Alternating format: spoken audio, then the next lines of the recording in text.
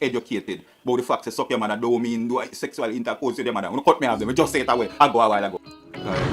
Okay, me click OK. Your live contains theme that me find uncomfortable and I'm gonna click OK. Alright, so anybody who watch me on the live while me talk about suck your mother and them thing there, watch me on the live. Who don't want to that, just don't watch me on the live now. TikTok, Chinaman them. Stop interrupt me live if me I smoke my weed, if me I anything. TikTok, Chinaman them, or if them and the white man them will link on the TikTok thing. Stop restrict me from do what the fuck I wanna do. No TikTok, Chinaman them.